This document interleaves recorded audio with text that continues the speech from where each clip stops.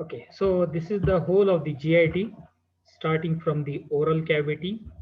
Then we have the pharynx here, then the esophagus, then it will continue into the stomach. Then this is the small intestine. Then we have the large intestine up to the anal canal.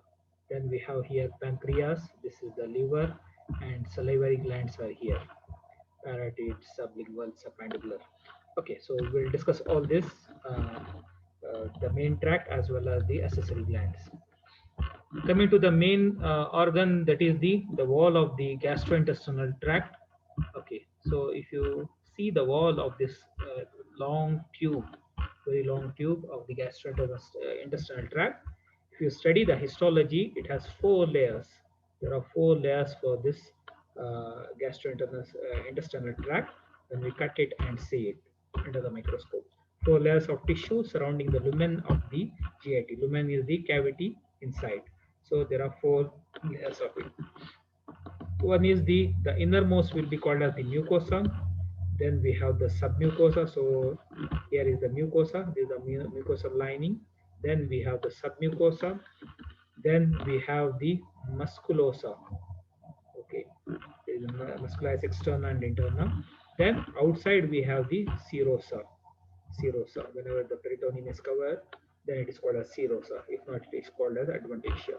So there are four layers: mucosa, submucosa, then we have the musculosa and the serosa. These are the four layers when we study under the microscope in the histology. Now coming to the anatomy part. So the gastrointestinal tract consists from the starting from the oral cavity, mouth. Then, as I said, there will be this is the pharynx. Then we have the esophagus, stomach, small intestine, and the large intestine. Coming to the rectum and the anal canal. All of the parts of the gastrointestinal tract. Starting from the first part, that is the oral cavity. The oral cavity is inferior to the nasal cavity. As you can see here, this is the nasal cavity here. So the oral cavity is below the nasal cavity. Okay, it begins at the lips and joins the pharynx posteriorly. So it begins from here, from the lips up to the pharynx. Pharynx is this part. So it goes up to the pharynx. So this whole thing is called as the mouth or the oral cavity. It consists of two parts. One is called as the vestibule and the oral cavity proper. Vestibule is the outer external to the teeth. Okay. Uh, Between the teeth and the lips, as well as the space between the cheek and the teeth. So that small space between the teeth and the cheek and the lips, that space is called as the vestibule. Vestibule. It is outer external to the teeth, which is between the teeth and the lips. That small space is called as vestibule. Then the big space inside the teeth, that will be called as the oral cavity proper. Internal to the teeth, the part that contains the tongue.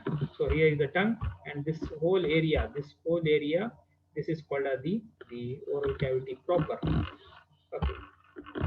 Coming to the functions, it consists of two functions of the digestion, that is the digestion as well as the speech. Okay, and sometimes it is also acting as the alternate air passage. Air passage is mainly by the nasal cavity. Sometimes there can be additionally, so this if the nose is blocked or something like that. Okay, then this all acts as a alternate airway. If not, it will be the two function, digestion and the speech. So here you can see that this is the tongue. This is the side view in the oral cavity. Tongue is a muscular organ which mixes the food with the saliva that begins swallowing. Okay, so the saliva which is secreted from the digestive glands, okay, or the salivary glands which are around the oral cavity. Okay, so that secretion from those salivary gland mixes with the food, and then it helps in the swallowing of the food, mixing, crunching of the food, and then slowly when the tongue lifts up and touches the hard palate, the food will be pushed into the pharynx. Now There are two surfaces for this tongue. The upper surface is called as dorsal surface, and the lower surface is called as the ventral surface, or it is also called as inferior, but the right word is ventral surface. Below this surface is called as ventral surface, and the upper part is called as the dorsal surface. And this tongue is divided into two parts. The anterior two-thirds, which is present in the oral cavity, that is called as oral part, the anterior two-thirds, this whole part. Okay, so this whole part is called as the anterior two-thirds, and it is present in the oral cavity. Then there is a part which is in the pharynx. Okay, that is called as pharyngeal part, that is posterior one-third. If you divide the whole tongue into three parts, the first two parts will be in the oral cavity, and the last part will be in the pharynx. That's what is called as pharyngeal part, and this is called as the oral part. Oral part is two anterior two-thirds, pharyngeal part is posterior one-third. The oral cavity has very important structures which help in the chewing of the food, that is the teeth. There are two sets of teeth, the upper, which will be called as, which are from the maxillary bone, and the lower part which are from the mandibular bone. So here this is the maxilla, and that will be giving rise to the upper teeth, and the mandible here from below will be giving attachment to the lower teeth. Okay, so the teeth, as you know, are of two types. Okay, in case of children, small young children, these are called as deciduous teeth.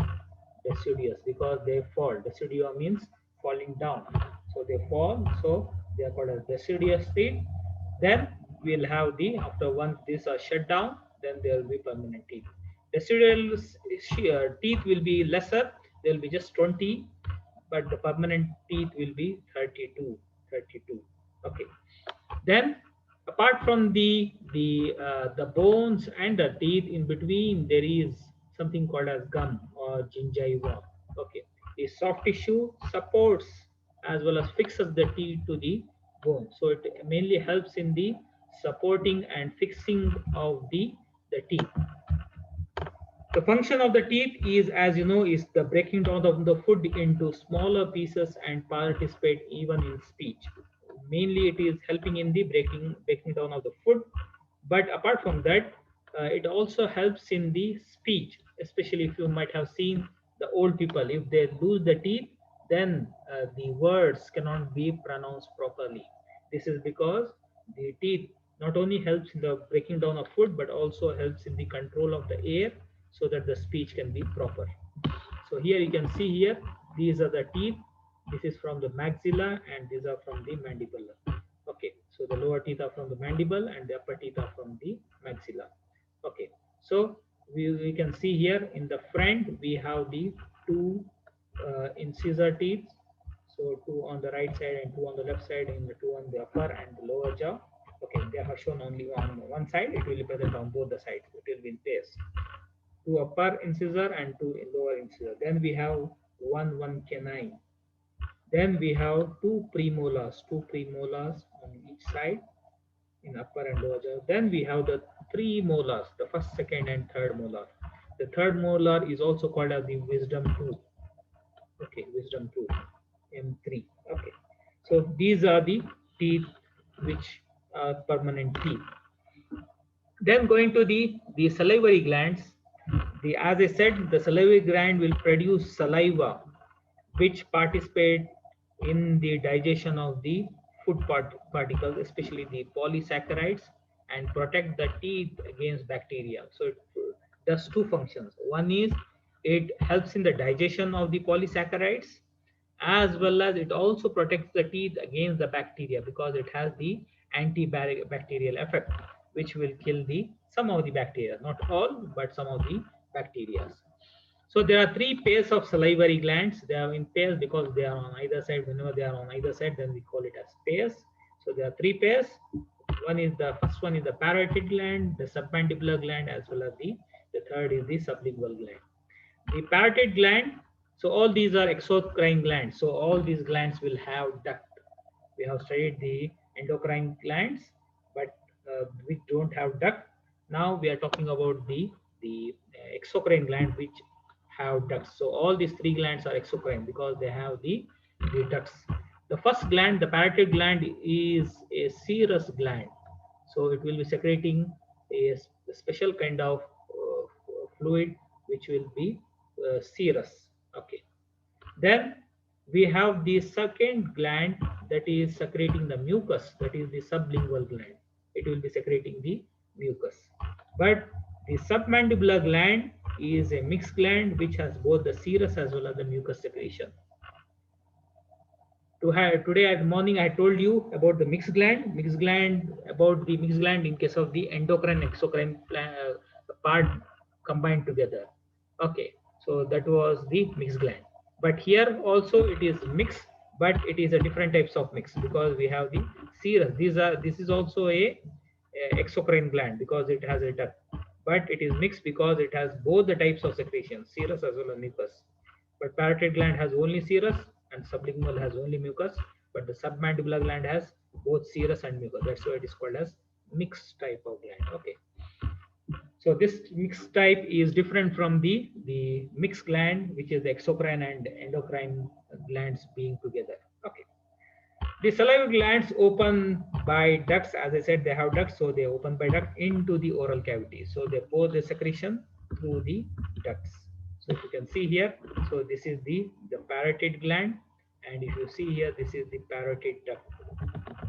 So this is the parotid duct, which is opening into the upper vestibule. Okay. So this green colored because it has a duct. Then we have the submandibular gland. Here below the mandible there will be gland is called a submandibular. Then just below the tongue we have the third gland that is called as the sublingual gland. This one. So the arrow is gone down, but this is the so this is the sublingual gland, and this is the submandibular, and here is the parotid gland. So sorry, here this one is the submandibular. The arrows have gone somewhere else, so slightly be cautious that this is the submandibular, this is the sublingual, and here is the parotid gland. So the arrows have gone slightly away from the actual picture. Okay. Now coming to the pharynx. It is a muscular tube almost 13 centimeters long. So you see here, this is the pharynx. Behind the nasal cavity, oral cavity, and the larynx. This whole part is called as the pharynx. Okay, so it is almost 13 centimeters long. It transports partially the digested food from the oral cavity to the esophagus. So if you see here, so it will be carrying the food which is chewed in the oral cavity into the esophagus through the pharynx. So it is connecting the oral cavity with the esophagus. So it will be transporting partially digested food from the oral cavity to the esophagus. It consists of three parts: nasopharynx, oropharynx, and the laryngopharynx. Nasopharynx, which is behind the nasal cavity. So this is the nasal cavity which is behind that. This is called as the nasopharynx, this pinkish area. Then behind the oral cavity, this is called as the oropharynx. And here is the larynx. This is the larynx. So behind the larynx, this is called as the laryngopharynx before it opens into the esophagus. So nasopharynx, oropharynx, and laryngopharynx. These are the three parts of the pharynx. Nasopharynx, as the name indicates, it is behind the nasal cavity. Oropharynx behind the oral cavity, and laryngopharynx behind the larynx. These are the three parts. Now it will continue into the esophagus. This is the esophagus. So it is continuation of the pharynx. So this is a long muscular tube, almost 25 centimeters long, and it joins the pharynx to the stomach.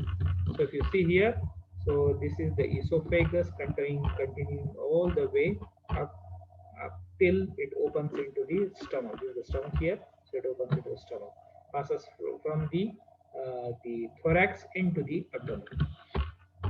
So about 25 centimeters long, it joins the pharynx to the stomach. It transports the food from the pharynx, as we saw, the pharynx to the stomach through peristaltic motion. Okay, so from the pharynx, the esophagus will transport the food into the stomach. Okay.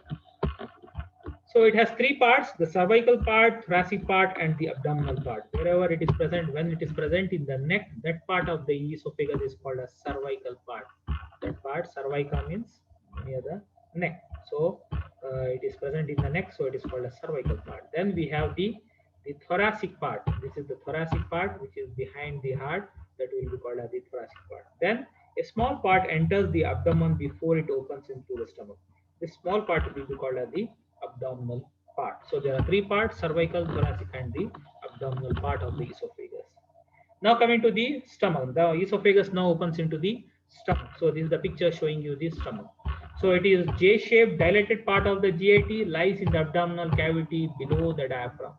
So this is the most dilated part, the largest dilated part of the GIT lies in the abdominal cavity below the diaphragm. If you see here, this muscle here is the diaphragm. Last time when we were studying the respiratory system, we had studied the diaphragm is a very important muscle which will separate the thoracic cavity from the abdominal cavity, and it is acting as almost 70% of the function of respiration. It helps in the, that is the main respiratory organ, the muscle which helps in the respiratory function. Respiratory organ is the lungs, but the respiratory muscle which helps in the respiration, that is the diaphragm. Okay, so the stomach is present just below the diaphragm. Okay, so this stomach has the capacity to secrete gastric juices, which are highly acidic because they secrete the hydrochloric acid and pepsin enzyme, which will be helping in digesting the important uh, food particles. So it's secreted, the gastric juice is secreted daily by these special secretory glands in the mucosa. Within this wall, there are special glands which will be secreting the HCl, that is the acid. Okay. The internal lining mucosa membrane secretes mucus that protect the stomach from the action of the HCl. So these here cells also secrete mucus, which will protect the stomach itself from getting digested. Okay, so it prevent the stomach from digestion, the wall of the stomach to be damaged or digested. So it can digest only the food particles which are entering the stomach, not the wall itself. Okay, because it will be secreting the mucus also. Okay. So this stomach has three parts: the fundus, body, and the pylorus. The upper part, this is called as the fundus, then the body, and the pylorus. So there are three parts: fundus, body, and the pylorus. The largest part is the body. That's why it is shown in the big bold letters, because it is the largest part. Fundus is wherever the esophagus is opening, from there whatever is above, that is called as fundus. Is the body main part, and the pylorus before it opens into the small intestine, that is the duodenum. So this stomach will have two orifices. Orifice means opening. One is the inlet where the esophagus opens into the stomach. So this is called as cardiac orifice because it is near the heart. Heart is just above that. So that's what is called as cardiac orifice. Then the other opening is opening into the small intestine, that is the duodenum. So this part here, this is called as the pyloric orifice. So there are two orifices, two openings: cardiac orifice and the pyloric orifice. Then we have two surfaces, anterior and posterior. If you see here, what you are seeing, this surface is called as the anterior surface, and behind that, that will be called as the posterior surface. Then there are two borders. There is a border here, this is called a lesser curvature, and this larger long border, this is called as the greater curvature. The lesser curvature is also called as the right border, and the greater curvature is also called as the left border. Okay, so here you can see here, this is the lesser curvature, and this is called as the greater curvature of the stomach. Coming to some of the functions of the stomach. So as we know, this here the food will be stored for some time. So that's why it acts as the temporary storage of food before it is digested, allowing time for digestive enzyme pepsin to act. So it will help the digestive enzymes as well as the pepsin to act on the food particles so that it can be digested. Then The second function is chemical digestion. Pepsin, which is secreted, will convert the proteins to the polypeptides so that it is broken down. The proteins which are hard to digest, so they are broken down to smaller polypeptides so that there can be easy digestion. This is by chemical digestion by with the help of pepsin. Then we have the non-specific defense against microbes. This stomach will be secreting the HCl, which is provided by the HCl in the gastric juice. So this HCl in the gastric juice, that is the acid in the gastric juice, will kill any microbes or the bacteria, viruses that enter through with the food. So it will be helping in the defense mechanism also. One is main storage of the food, then the second is chemical digestion, and the third is acting as the antimicrobial. Okay, antimicrobial by digesting all the bacteria, virus, everything. Okay. Now coming to the next continuation of the stomach, that is the small intestine. So this consists of three parts: duodenum, jejunum, and ileum. So if you see here, this the first part here will be the stomach. They have removed the stomach so that you can see the concentrate on the duodenum. So the stomach will continue as the duodenum. So this is the first part of the small intestine. So this is shorter part, duodenum, the site of last digestion of the food. It is just 25 centimeters long. Okay. So if you see here, is this part, duodenum, is the shortest part of the three because jejunum and ileum will be meters, very long.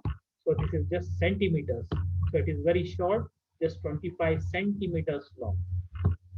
And this is divided into four parts: first, second, third, and fourth. If you see here, this is called as the first part, second part, third part, and the fourth part. First, second, this is the second, third, and the fourth part.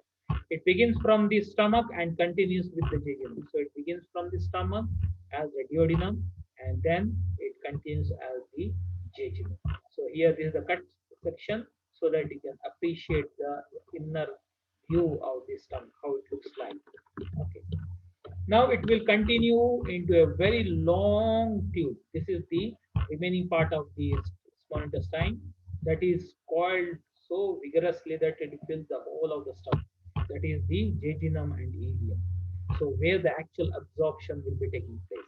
So stomach is the site for the digestion, and the jejunum and ileum are the sites of absorption. Okay. So the length of both the jejunum and ileum is 6 meters. This was 25 centimeters. This was 25 centimeters, but this is very long tube, almost 6 meters in length, out of which the jejunum forms upper 2/5 and the ileum forms the lower 3/5. So if you divide the whole of this small intestine into five parts, the first two parts will be jejunum, and the remaining three parts will be ileum. So the longest part in case of the small intestine will be the ileum. So the ileum then joins the cecum at the ileocecal junction. So if you see here, this is called as the cecum. This is the first part of the large intestine. This is the large intestine. Okay. So it joins, this ileum joins with the ileum, and the junction is called as ileocecal because it is junction between the ileum and the cecum. So it is called as ileocecal junction. So here you can see here, this is the ileocecal junction where the ileum continues into the cecum. This junction is called as ileocecal junction, and this is the ileum. And you can see here, this is the first part, second part, third part, and the fourth part of the duodenum. And then we have the jejunum, and the last part will be the ileum. It is highly covered and very long tube. Now coming to the functions of the small intestine. So onward movement of its content, which is produced by the peristalsis. Okay, so peristalsis is the movement by which the food is pushed forwards. Okay, from the first part of the small intestine up to the large intestine and further. Okay, so this the main function of the small intestine is to the movement of its content through the peristalsis, then the secretion of the intestinal juice and digestion of the fats. Very important is the secretion of the intestinal juice and digestion of the fat particles. Okay, by the aid of the pancreatic secretions. So the especially the exocrine part of the pancreas, we will cover it later. So that will be helping in secretion and release of its pancreatic juice, which helps in the fat absorption. Okay. Then completion of the chemical digestion of the carbohydrate, proteins, and fats. It also helps in the completion of the chemical digestion of the carbohydrate, proteins, and fats.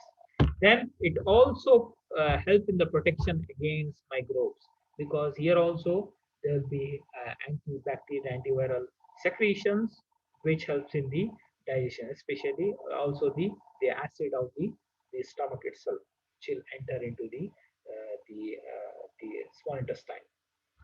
Then also the very important is the absorption of the nutrients. All the food which we eat, the absorption of these nutrients will be from the small intestine. So all these are some of the functions of the small intestine. So it will help in the digestion of the carbohydrate, protein, fats, and it helps in the protection from the microbes, as well as absorption of the nutrients, as well as the digestion of the fat by the pancreatic secretions. Now coming to the large intestine, this is the whole of the large intestine, very long tube. About this is about 1.5 centimeters long, or centimeters, but meters. The small intestine, even though it is called a small, it is 6 meters long because it is very long tube. It is 6 meters, but the large intestine is 1.5 meters. Then why it is called as large? Because of the diameter. That's all. It is not large because it is long, but it is large because of the broader the breadth of the longer, thicker tube. Okay, so that's why it is called as large intestine. Almost 1.5 meters long, begins at the cecum in the right iliac fossa. So it begins from the cecum and in the space called as the right iliac fossa, and terminates at the rectum and the anal canal. And goes all the way to form the ascending transverse and descending colon, sigmoid colon, rectum, and the anal canal. So it ends here. Okay, so this is the large intestine. What is the function? It helps in the reabsorption of the water and electrolytes. All the other nutrients, carbohydrate, protein, fats, everything is digested and absorbed in the small intestine, but water and electrolytes are absorbed in the large intestine. And then the excretion of the feces, that is the removal of the feces. So the large intestine consists of the cecum. This is the first part of the large intestine. It is called a cecum, where the ileum opens into a cecum called as ileocecal junction. Then we have the vermiform appendix, a long tube worm-like structure that is called as the vermiform appendix. So it is vestigial, no much function here.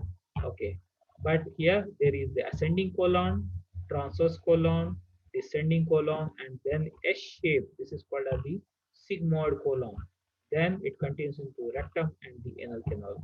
So all these are the different parts of the large intestine.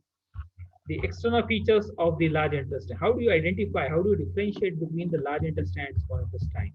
Okay, so how do you differentiate between small intestine and large intestine? One is depending on the breadth. The small intestine will be smaller in size compared to the large intestine in diameter, but sometimes it will be same. Then how do you differentiate? So at that time we have to see for three features with which you can identify the large intestine. One is the presence of three tinea coli. There are some long muscular structures. Okay, these are called as tinea coli. So this is the anterior, then we have the upper and the lower. So there are three tinea coli. So this is the tinea coli, long muscular tube.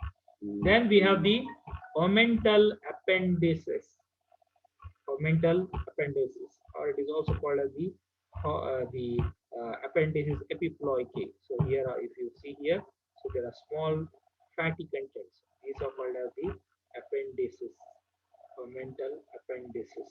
Okay, this fat content. Then we have the saculations, which are also called as the hostration. These pouches which are formed here. So these pouches are called as the hostration, or they are also called as saculation, because this long tube, this muscular tube is shorter, and this tube is long, so it leads to formation of small cavities. These are called as the hostrations, or also called as the sacculation. So these are the three features of the large intestine. This is not present in the small intestine. One is the tinea coli, second is the appendix epiploica, this fat content, and the third is called as the hostrations cavity. Okay,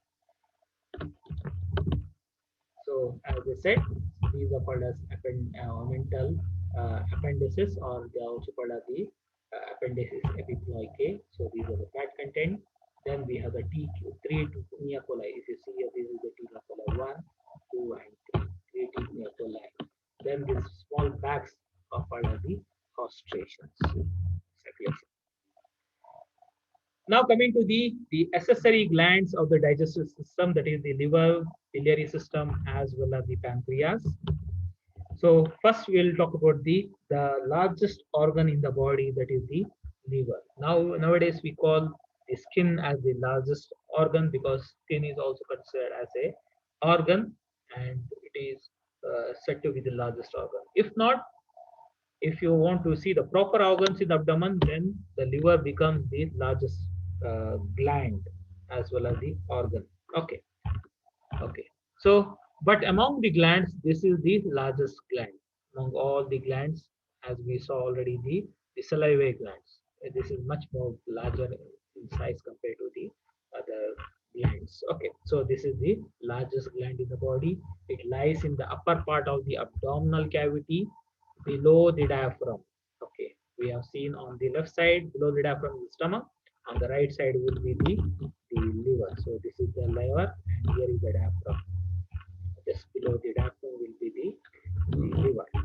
The liver has four lobes, the right and left lobe. So if you see here, there are two lobes. This is large lobe called as the right lobe, and there is a smaller lobe called as left lobe. Apart from that, there are two smaller lobes called as quadrate and caudate lobes. Okay, if you see here, so this is the inferior view. So you can see here the large right lobe and smaller left lobe. Apart from that, there are two lobes called as, this one is called as caudate lobe, and this is called as quadrate lobe, because it is quadrilateral in shape.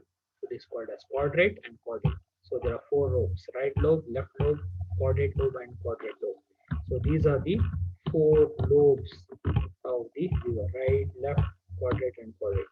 So what are the functions of the liver?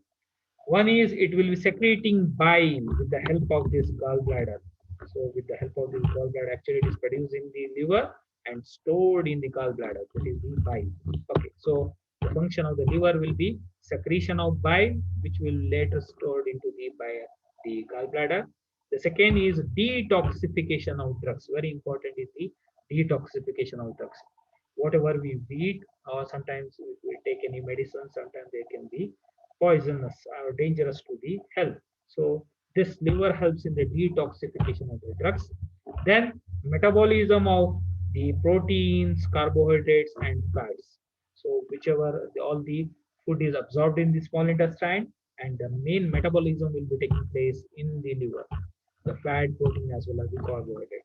Then it also helps in the secretion of the vitamin A, secretion or the synthesis of the vitamin A. So these are some of the function of the liver. One is secretion of bile, second is detoxification of drugs, the third is metabolism of the fat, protein, and carbohydrates, and the fourth is the synthesis of the vitamin A.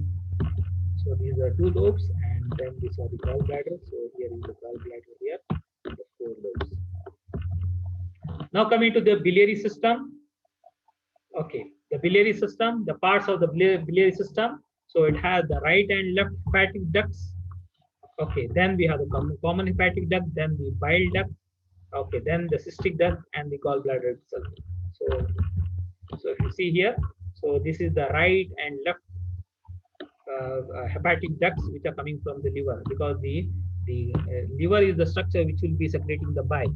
Okay, so these are the right and left hepatic ducts. Okay, right and left hepatic. Then we have the common hepatic duct. So it will continue. The right and left hepatic duct join together to form the common hepatic duct. Then we have the bile duct.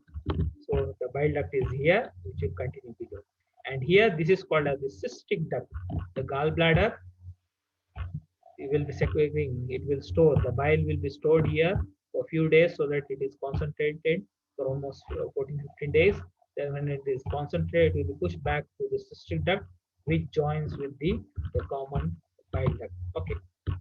Then finally we have the gallbladder itself. This is the gallbladder. Okay. So the bile ducts join the main pancreatic duct. If you see here now, the bile duct is joining with the pancreatic duct. Later we'll show you the pancreas with the bile duct. So here, if you imagine, this is the pancreatic duct. So the bile duct joins with the pancreatic duct to form the hepatopancreatic duct. Hepatopancreatic duct, which opens into the second part of duodenum. This is the small intestine, second part of duodenum, where it opens into the second part of the duodenum. So these are the two right and left hepatic duct, common hepatic duct, then cystic duct, then the bile duct. So these are the different. Then this is the pancreatic duct, which together open, join together and to open into the second part of the duodenum. And before it opens, there is a large cavity. This is called as the ampulla of Vater. Ampulla of Vater.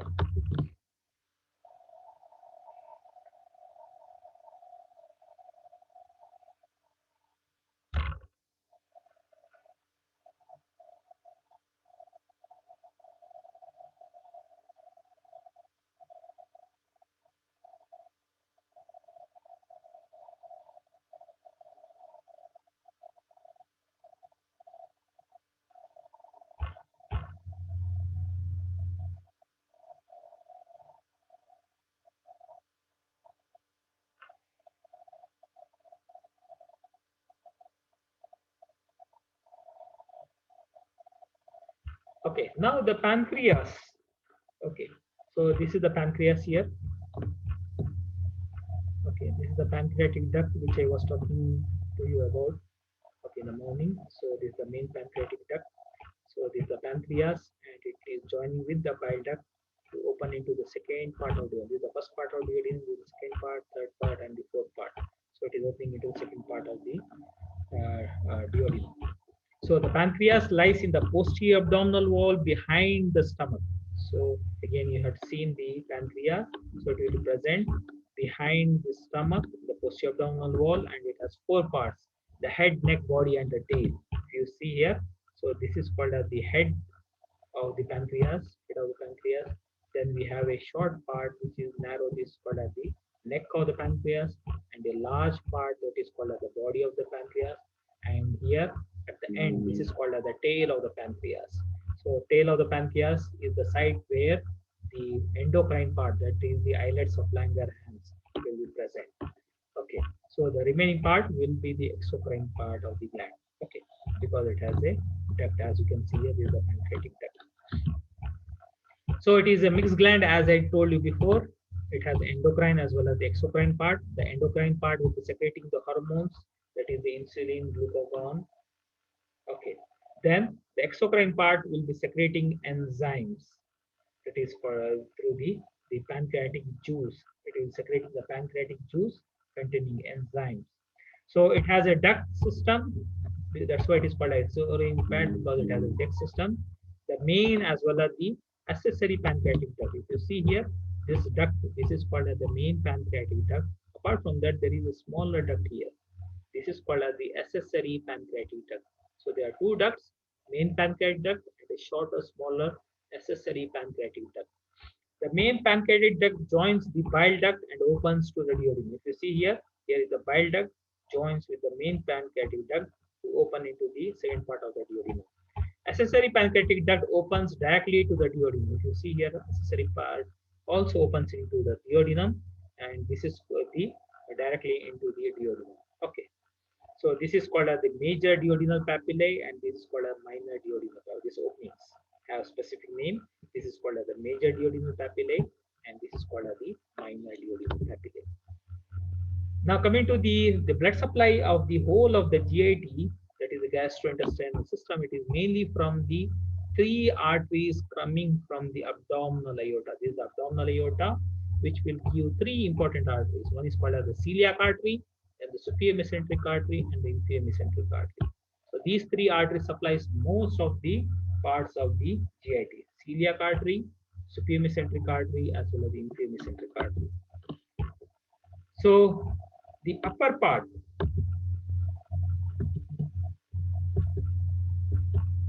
so the whole of the GIT during development is divided into three parts.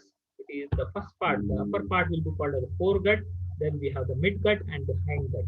The foregut part will be forming the esophagus, stomach, and the half of the duodenum, as well as the pancreas and the liver and gallbladder. All comes under the foregut. So it is developing from the foregut.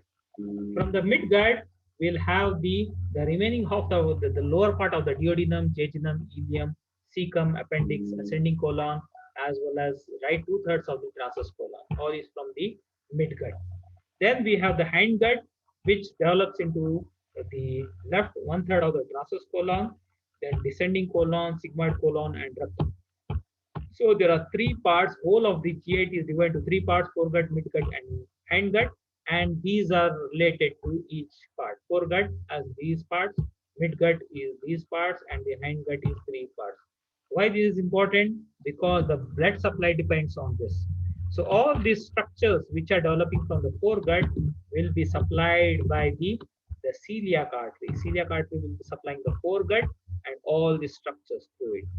The midgut will be supplied by the superior mesenteric artery, which will supply all these parts of the GIT.